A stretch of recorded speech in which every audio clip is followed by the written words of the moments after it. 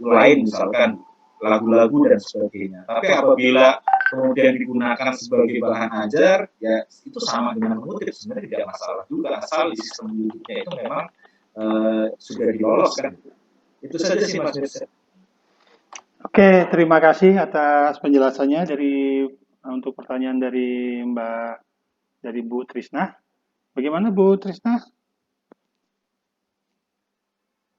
Bu Trisna? Iya, apa? Berarti tadi tuh yang saya berarti dia bukan penulis tapi penyusun gitu ya. Jadi kami tuh ini Erlangga baru nggak ya Bapak tuh ya? Jadi kami tuh MGP Erlangga rencananya mau bikin LKS. Nah, ketika kita ngambil beberapa sumber gitu kan, misalnya ada yang disusun sendiri, ada yang mengambil kutipan dari beberapa buku, itu mungkin kami disebut penyusun gitu ya. Terus informasi untuk lomba-lomba guru yang Erlangga tadi mungkin bisa di-sharekan melalui FTBM juga gitu, karena kan rata-rata FTBM ini banyak yang gurunya gitu. Itu aja, terima kasih banyak atas pencerahan, bermanfaat banget. Terima kasih FTBM, terima kasih Ngadem. Terima kasih Kak Doni. Terima kasih Bu Trisna. Untuk kawan-kawan yang lain mungkin masih ada yang ingin bertanya. Sebelum kawan-kawan ada yang bertanya, saya ingin menyapa dulu. Kita pada hari ini kedatangan tamu istimewa dari Sekjen PP Forum Taman Bacaan Masyarakat, yaitu adalah Kak Heni dari TBM Mata Aksara. Kak Heni mungkin kalau memantau. Oke. Dari kawan-kawan yang lain, ada yang ingin bertanya lagi? Dari saya. Oh, silakan Pak Jais. Assalamualaikum warahmatullahi wabarakatuh. Waalaikumsalam. Saya tertarik dengan Kang Maman tadi tentang no edit, no copy dan no print. Ini berhubungan dengan penulisan tesis, skripsi tesis dan disertasi. Ini mengenai masalah kutipan. Lagi banyak nih antara meeting yang mengutip ya, sama orang Jakarta. Yang permasalahan itu kita mengutip itu kita dari data pustaka. Yang permasalahan menguji minta bagian-bagian buku itu ada ditunjukkan di kopi. Bagaimana nih kawan?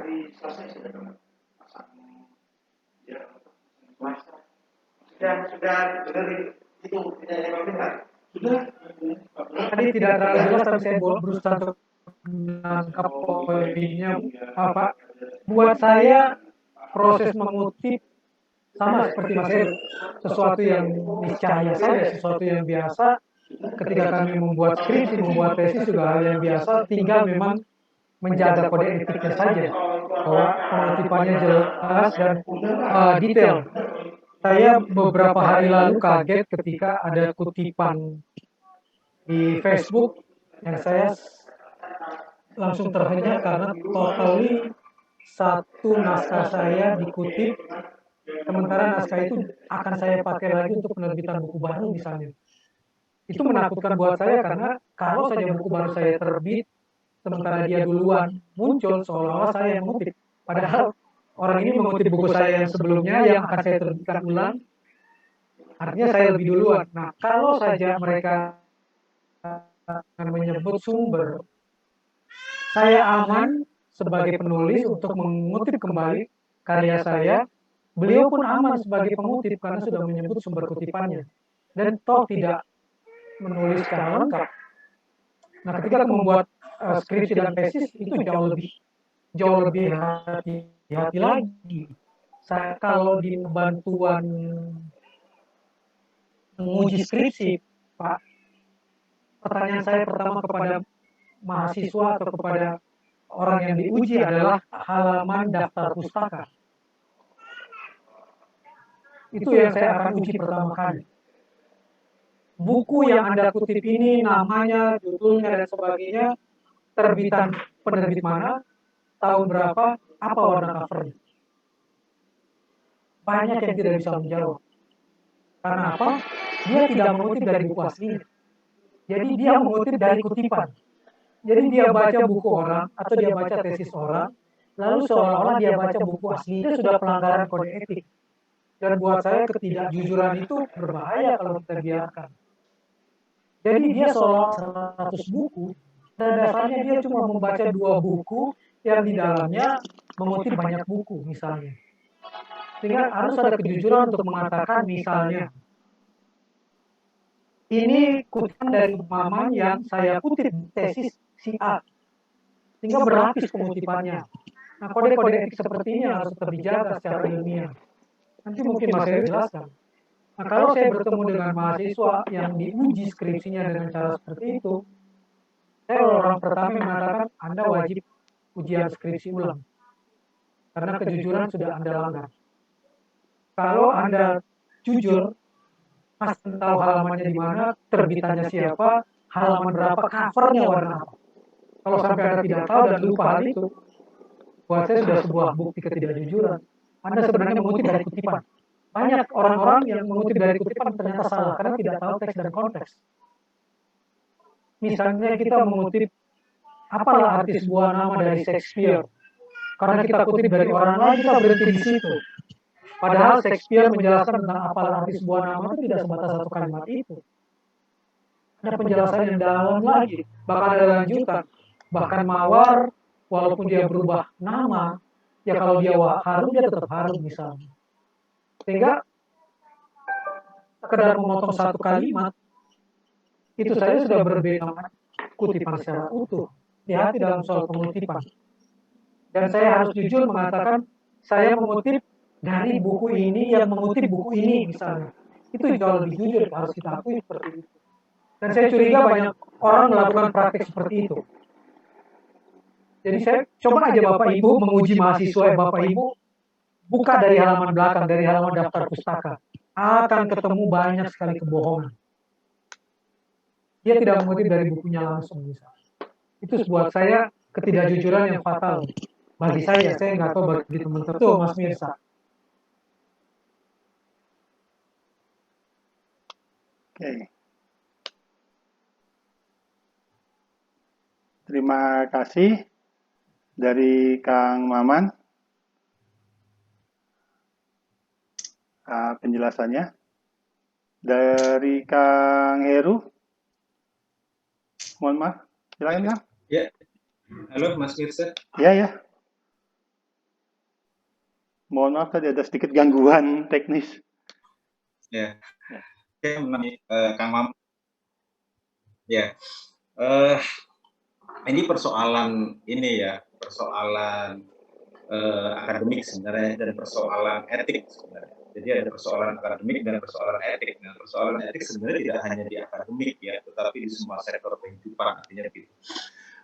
Jadi persoalan tadi yang disampaikan oleh Pak Jadis kaitannya dengan mengutip, dan ini memang sedang banyak marak terjadi di kita ya, terutama di dunia akademik, ketika kita sumbernya tapi mengutip asal saja sehingga ya itu kalau di prinsip kita sebagai pegiat literasi kan sama aja sebenarnya dengan kita tidak menelusuri berita hoax. Logika yang kita pakai bisa sama begitu. Dia nggak tahu sumbernya, yang penting itu dikatain oleh orang dan kayaknya benar, kutip aja, benar aja gitu. Nah, ada persoalan di sini. Nah, sebenarnya sekarang biasi yang sedang sekarang marak terjadi adalah hampir saja kalau kita pakai sistem namanya itu sistem cek plagiasi checker itu ya, yang sudah include dengan internet itu, tulisan kita itu dalam beberapa detik sudah terdeteksi mana yang sama ya dengan tulisan-tulisan yang sudah ada, itu sudah terdeteksi semua, sudah diketahui semua, dan nanti akan keluar cek plagiasinya di standar penulisan itu maksimal 20% gitu. Itu baru kan orisinal. Jadi orisinal itu bukan semata-mata itu pikiran kita, tapi ketika pikiran kita itu ternyata isinya copy paste dari pikiran-pikiran orang lain, itu sudah menunjukkan gagasan kita.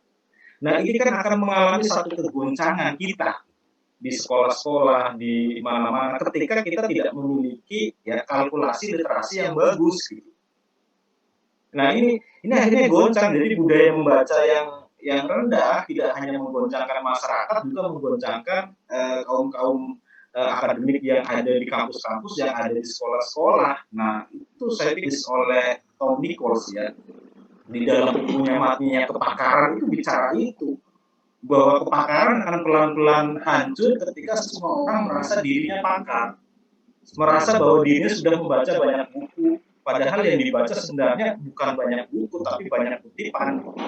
Ya salah satunya yang menyebabkan matinya kepakaran di dalam bukunya Tom Nichols itu dibahas adalah ketika lembaga pendidikan sudah bertransaksi seperti pelanggan.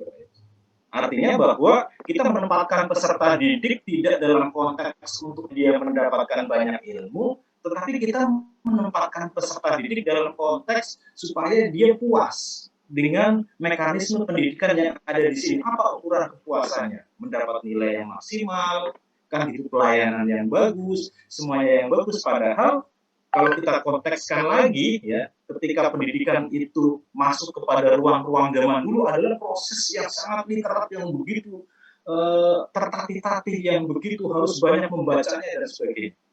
Maka ada bagus, kalau tidak salah saya ambil dari salah satu pemikir Islam, bahwa tahu kita atas ketidaktahuan kita itu adalah ilmu pengetahuan. Jadi pengetahuan tidak terkait juga soal kita informasi yang kita dapat, tetapi kita tahu bahwa kita bodoh, ya itu ilmu pengetahuan. Tapi ketika perilaku tadi mengutip dengan begitu sembarangan, bagi saya itu ya, itu adalah perilaku di mana kita ya saya yakin core-nya sama, kurang baca itu, sehingga informasi dikutip itu masih mending kalau menyebutkan sumber, ada nyebut sumber dan sebagainya, dia mengakusisi bahwa itu pikirannya itu kan persoalan. Nah ini saya pikir ada tanggung jawab kita teman-teman di literasi ini, salah satunya adalah itu sejak anak-anak kita di SD, di SMP, dengan gerakan literasi masuk ke sana, saya pikir akan membenahi tata kelola ya manajemen ilmu pengetahuan yang ada di sana, sehingga memang kita masih mempertahankan tradisi keilmuan yang bagus. Terima kasih Kang Heru dan Kang Maman atas penjelasannya. Bagaimana dengan Pak Jais untuk pertanyaannya? Mungkin saya minta tambah sedikit lagi tentang ini. Tadi kan kita mungkin mahasiswa itu mengutip dari buku digital. Boleh tak bagian-bagian itu di print misalnya? Karena sebagai bukti bahwa mereka itu mengutip dari situ. Gitu. Nah itu aja.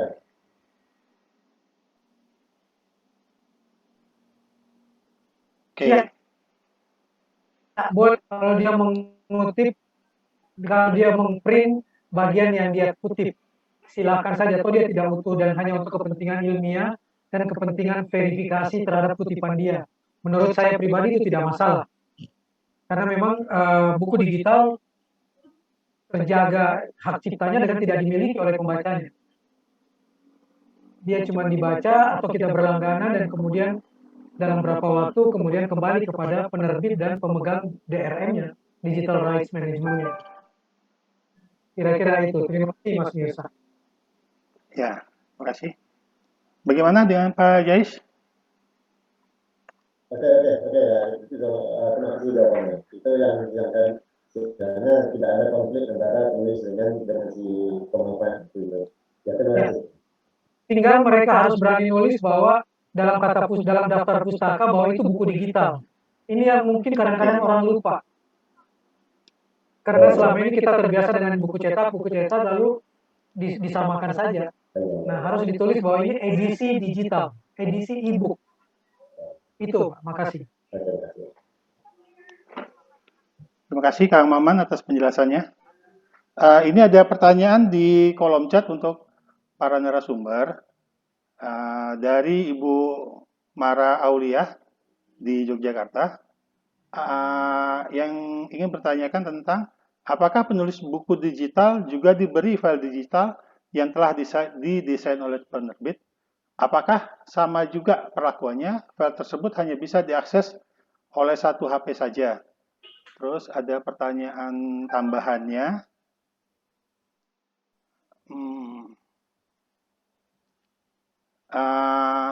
Pertanyaan tambahannya adalah, jika membutuhkan file yang untuk disampaikan bagi kepentingan birokrasi, bagaimana solusinya gitu. Mungkin ini dari ke Pak Erlangga, Pak Hardian dari Erlangga, dan Mas Hardian tuh, iya. Ya. Terima kasih Pak Mirza, terima kasih Bu Marawiyah. Tadi udah saya jawab yang kaitan dengan biasanya memang penulis kita berikan soft copy-nya. Ya. Ini merupakan bagian dari ini loh karya Bapak Ibu. Kita berikan. Kalau yang satu voucher ini, kalau di kami itu langsung berisi 5 buku.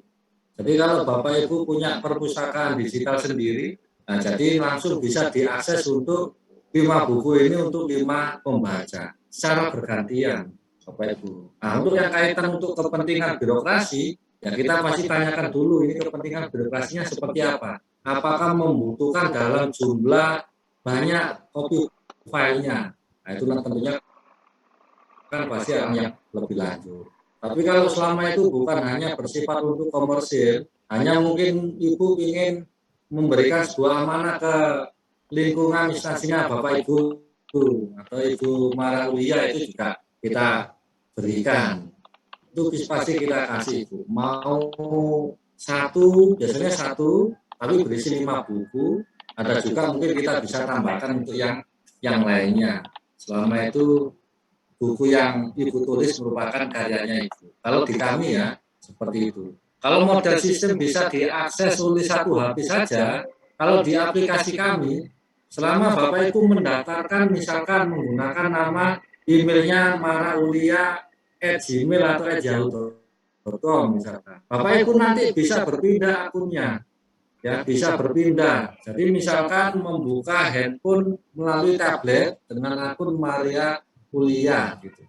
Nah, ini Bapak Ibu Maria tinggal logout dulu, keluar dulu supaya bisa diakses melalui handphone yang lainnya atau melalui laptop yang lainnya. Jadi bisa dipakai untuk secara bergantian. Kurang lebih gambarannya seperti itu, Ibu Marawiyah.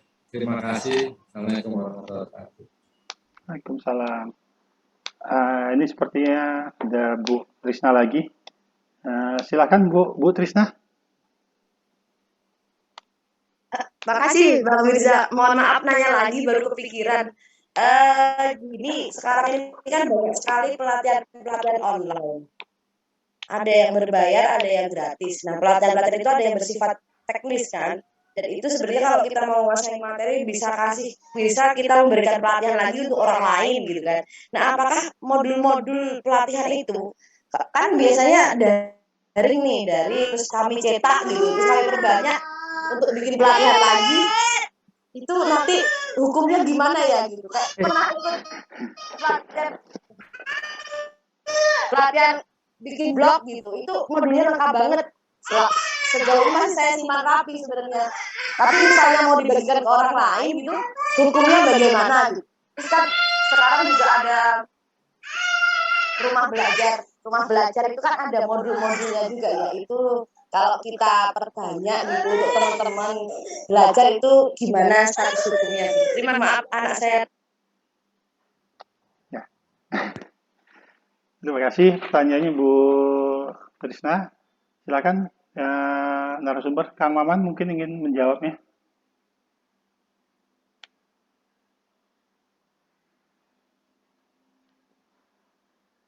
Kang Maman, suaranya?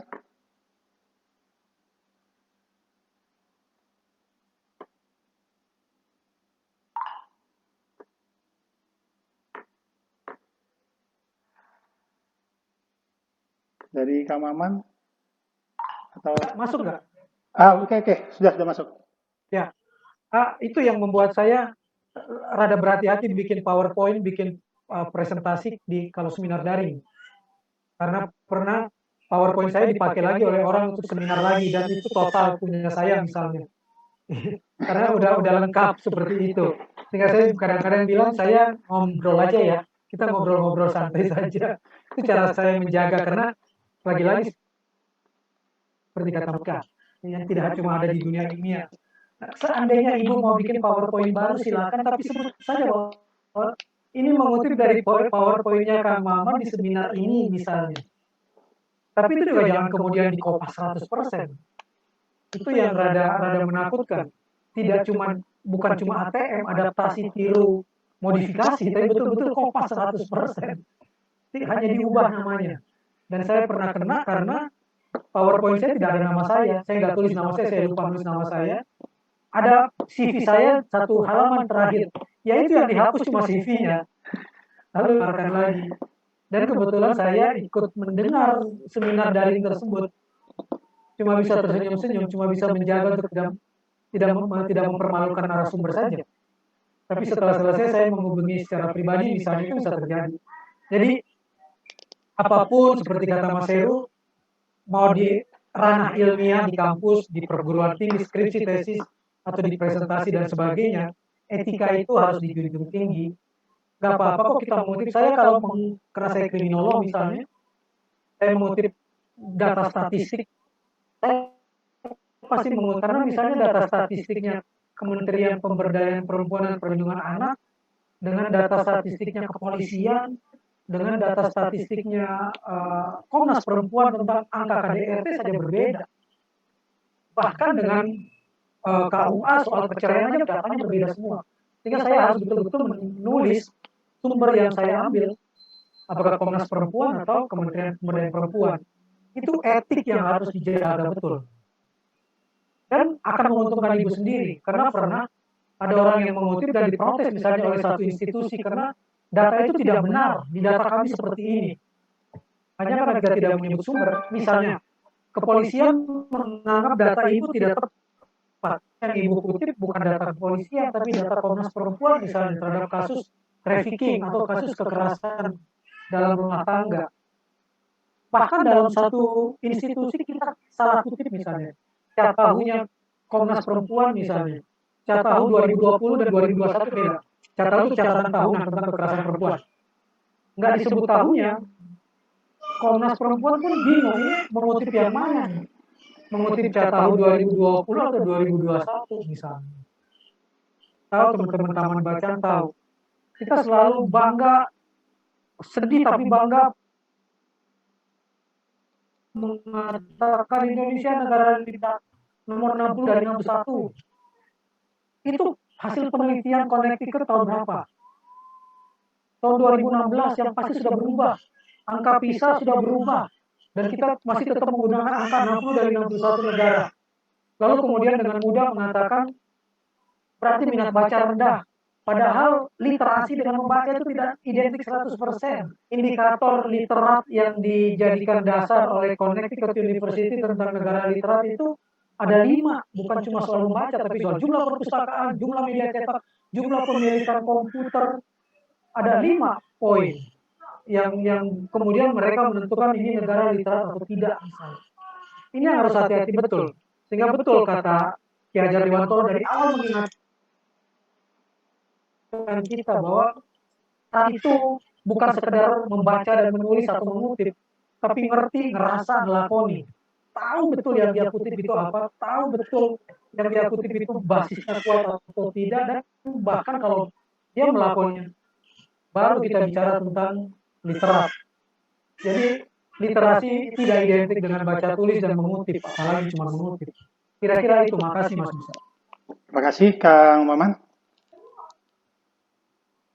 Kang Heru, mungkin ada yang ingin menambahkan? Pak Hardian?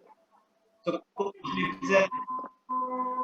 Udah lengkap, Kang Maman. Cukup. Oke.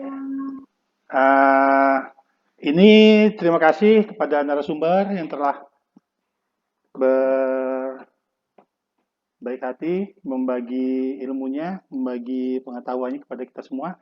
Namun sebelum saya menutup diskusi ini kita ada door prize dari penerbit Erlangga.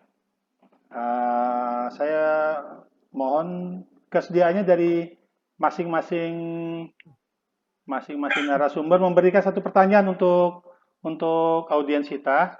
Nanti bagi para audiens yang ingin menjawab, silakan cepat-cepat raise hand.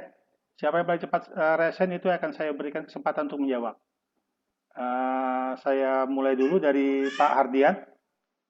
Silakan Pak Ardian untuk memberikan pertanyaan. Ya. Ya, pertanyaan saya simpel saja Pak Mirsa. Kalau Bapak Ibu ingin menambah ilmu pengetahuannya, ingin menambah minat bacanya, pastinya Bapak Ibu sudah mengenal kantor kami yang ada di perwakilan cabang Palembang. Nah, kira-kira alamat kantornya di mana? Pekanbaru, Pak. Maaf, Pekanbaru, Pak. Pekanbaru, maaf. Pekanbaru, Pak. Pekanbaru. Ya, kira-kira kantor cabang Pekanbaru di mana alamat? Silakan jawab Bapak Ibu. Yang sudah menjawab ini Bu Trisna. Silakan Bu Trisna. Saya alamatnya kurang tepatnya tuh di Jalan Soekarno-Hatta, nomornya saya nggak paham, tapi saya tahu letaknya karena saya pernah pelatihan di sana, Pak. Bagaimana Pak Wahyudi? Karena Betul, di Soekarno-Hatta. Ya, tepatnya itu di Jalan Soekarno-Hatta Ringka nomor 98. Nomor 98. Ya, kita berikan hadiah untuk Bu Trisna. Bu Terima kasih. Terima kasih Pak Rian. Terima kasih Pak Wahyudi, terima kasih Bu Trisna. Untuk Kang Maman, silakan. Saya harus mengajukan pertanyaan juga. Iya, boleh Satu Kang. pertanyaan. Satu pertanyaan Kang. Dari tadi saya menyebut soal perlindungan hak cipta di karya digital. Kira-kira masih ada yang mengingat nama hak cipta tersebut apa? Silakan. Silakan. Kawan-kawan. Ada yang raise hand? Yang raise hand. Perlindungan karya cipta secara digital, istilahnya apa? Ayo.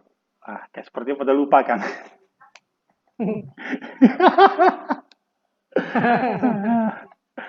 Ayo kawan-kawan. Berulang-ulang saya sampaikan. Iya. Atau ada yang bisa menjawab kepanjangannya DRM itu kepanjangannya apa? Silakan. Kepanjangan dari DRM ya Kang ya?